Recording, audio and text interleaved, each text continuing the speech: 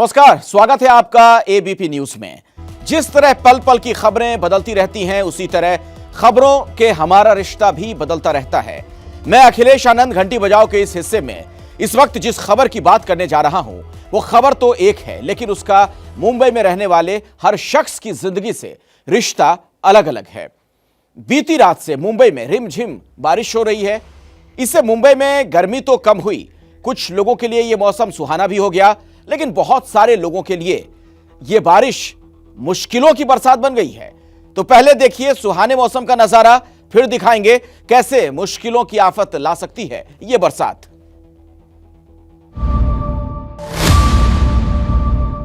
बीती रात से ही मुंबई में हो रही लगातार बारिश से मुंबई का मौसम बेहद सुहाना हो गया है। मुंबई में मानसून 10 या 11 जून तक दस्तक दे देता है, लेकिन इस बार मुंबईकरों को लंबा इंतजार करना पड़ा।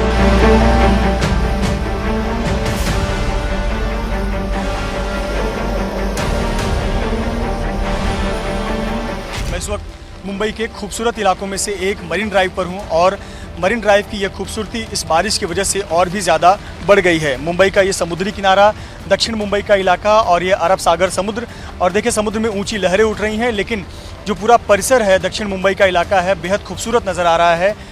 दूर आप वालकेश्वर इलाके से नज़र दौड़ाना शुरू करें तो Walkeshwar, Charni road, grant road, marine lines, Churchgate, ये जो पूरा परिसर है वो बादल में खोया हुआ नज़र आता है। और मुंबई में लगातार बारिश हो रही है और लगातार बारिश होने की वजह से पूरा इलाका बेहद सुहाना हो गया है। और इस सुहाने मौसम को एंजॉय करने के लिए लोग घरों से बाहर निकले हैं।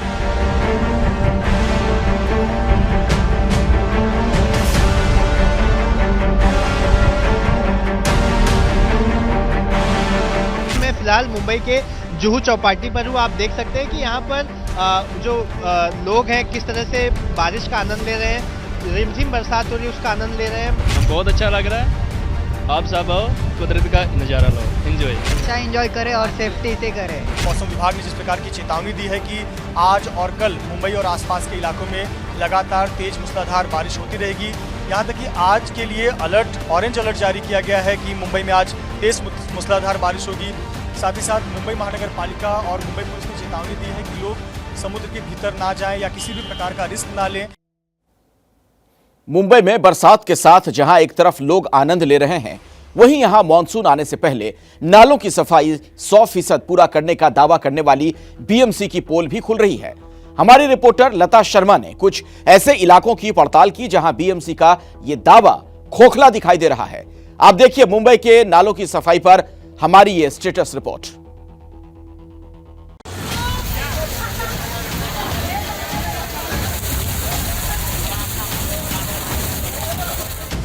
क्या मॉनसून में मुंबई महफूज रहेगी?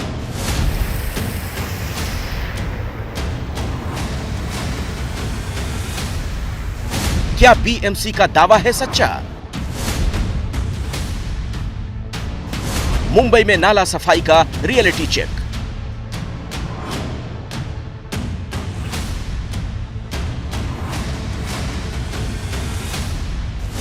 मुंबई में बरसात शुरू होने ही वाली है।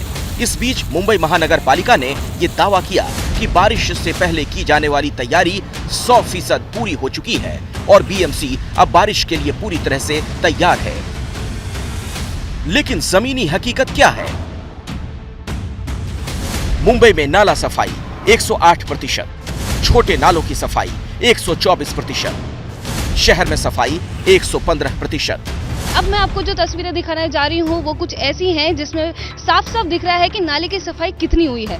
ये इलाका है वडाला स्थित एंटॉप हिल का। दुर्गा मंदिर जो है उसके पीछे झुग्गी बस्तियां हैं। उस झुग्गी बस्तियों में कई सारे लोग रहते हैं, लेकिन उसी के पीछे यहाँ पे एक नाला है जो कि 2 साल से साफ नहीं किया गया है। नाला इतना भर चुका है कचरे से कि जो पूरी प्लास्टिक की थैलियां हैं, जो पूरा कचरा है नाले के ऊपर आ चुका है, जिस वजह से अब जो ये एक नाला था पूरा ढक चुका है। अब ये एक कचरा फेंकने वाली जगह हो चुकी है। जब से लॉकडाउन शुरू हुआ उस दिन से आज तक कोई ना आदमी भी नहीं आए यहाँ पर, मैनुअल भी काम नहीं किया, ना मशीनरी भी आके यहाँ पर काम नहीं किया। आप देख रहे हैं ना पूरा कैसे कैसे कचरा पूरा भरा हुआ है। ये कचरा भरने का नाते पूरा संगम नगर से, भारतीय कमला नगर से, कोयला गली से, सब एरिया से पानी इसी नाले में आना है। तो गया साल जो है पूरा ये नाला भरने की वजह से पूरा एरिया में पूरा हर घर पूरा डूब गया। सब पूरा घर बोला था फर्स्ट फ्लोर पूरा का डूब गया, सब सामान पूरा नुकसान हुआ। अब हम आपको दिखाते हैं कि बीएमसी के दावे कितने खोखले हैं। कब से इसकी सफाई नहीं हुई है और सफाई 2 साल से नहीं हो रही है, और हो रही है 2-3 साल से तो बहुत कम हो रही है कि आते हैं और चले जाते, इस तरह से खाली दिखावा है। अभी बारिश में जो है इतना तकलीफ होता है, घरों में इतने कीड़े आते हैं। हम लोग की मजबूरी, हम लोग यहाँ रहते हैं, गंदगी तो बहुत है, क्या कर सकते हैं। पानी तो घर में आ जाता है, पैसा रहे तो मट्टी डालाए, पटाए, ऊंचाए, ना रहे जिसके पास है वो तो मुसीबत में है, परेशानी में।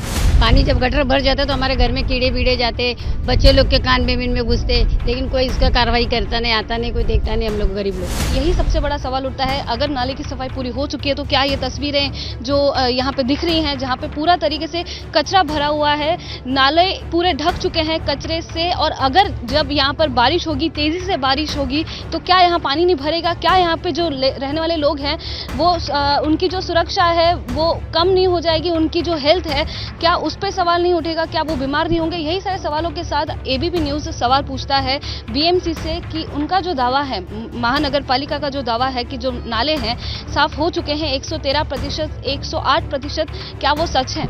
कैमरा पर्सन मनोज जायसवाल के साथ मैं लता शर्मा, एबीपी न्यूज़, मुंबई।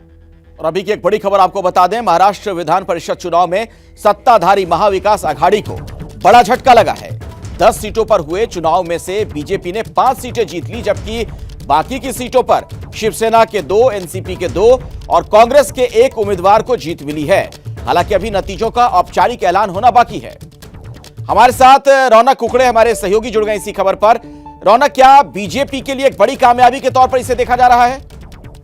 जी, निश्चित तौर पर अखिलेश, राज्यसभा चुनाव के बाद अब विधान परिषद चुनाव में भी देवेंद्र फडणवीस का जो रणनीतिक उन्होंने जो बनाई थी वो यहाँ पर कामयाब होती हुई दिख रही है।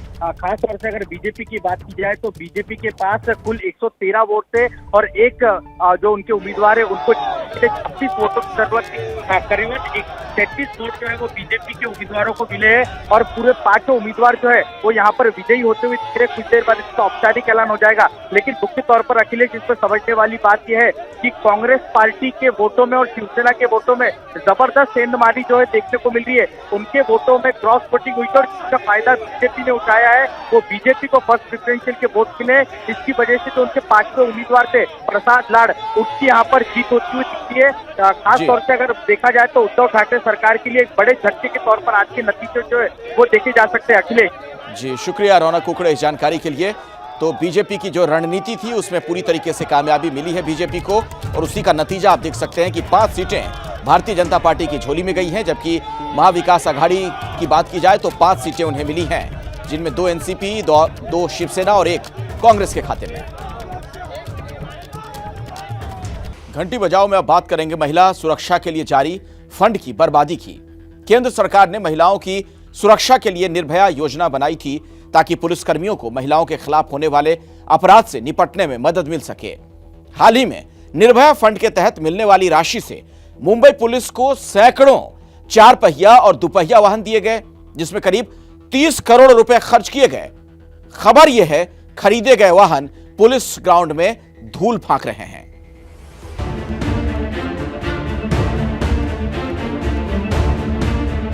फिलहाल मेरे पीछे जो आपको दुपहिया वाहनों की लंबी कतार दिख रही होगी, उसे देखकर आपको ऐसा लग रहा होगा कि मैं किसी गाड़ी के शोरूम के गोडाउन से रिपोर्टिंग कर रहा हूं, लेकिन आप गलत हैं।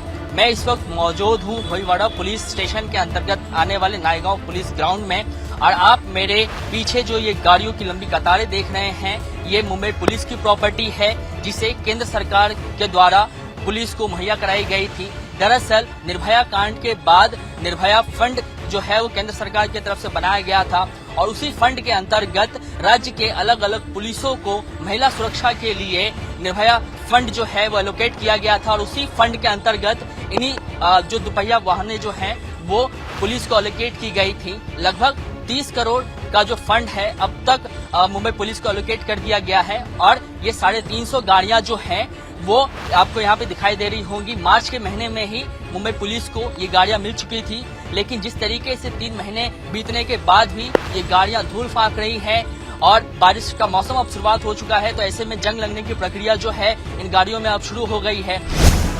निर्भया फंड के तहत मुंबई पुलिस को मार्च महीने में 220 एसयूवी, 35 एमयूवी और 350 बाइक मिली। राज्य के गृह मंत्री दिलीप वलसे पाटिल से जब इस मामले में सवाल पूछा गया तब उनकी तरफ से कहा गया, इस सवाल का जवाब मुंबई पुलिस कमिश्नर अच्छे से दे सकते हैं। मुंबई पुलिस कमिश्नर से जब इस मामले पर पूछा गया तो उन्होंने कोई भी टिप्पणी करने से इनकार कर दिया।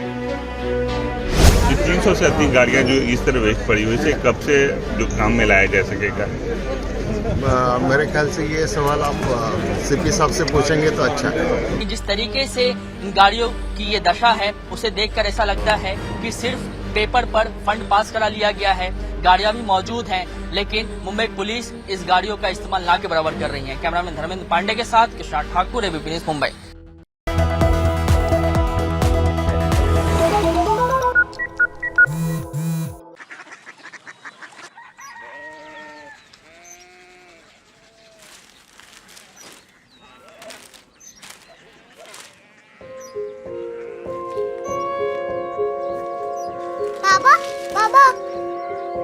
कोरिया सिटी जानिए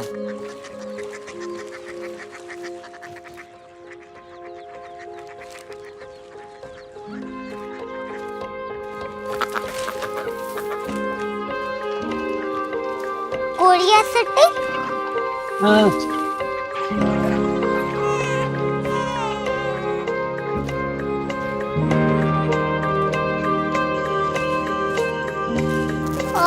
कोरिया सिटी कहाँ पे है? शहर अंग्रेजी लगे हैं।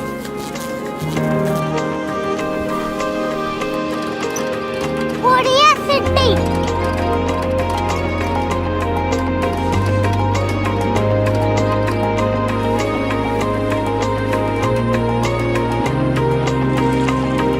वो बहुत दूर है।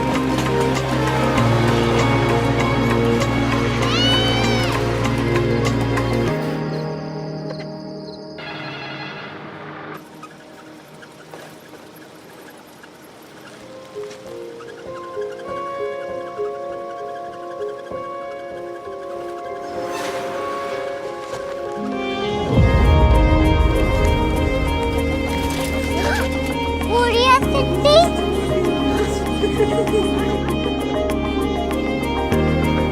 दुनिया कुछ लोग बड़े होते हैं। कोरिया सिटी कहाँ है? प्रोफेसर साहब को पता होगा। हो, ये छोटा वाला ग्लोब लगता है और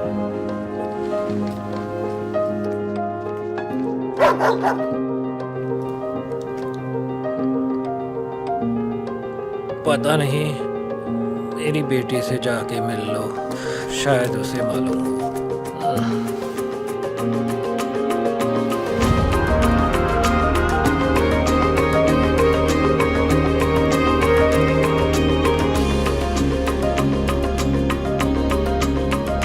हाय, बाबा ने भेजा है। Come here. Korea city. Korea city नहीं, क्यूरियोसिटी। वो क्या? That's what brought you here? जो तुम्हें यहाँ तक ले आया। क्यूरियोसिटी।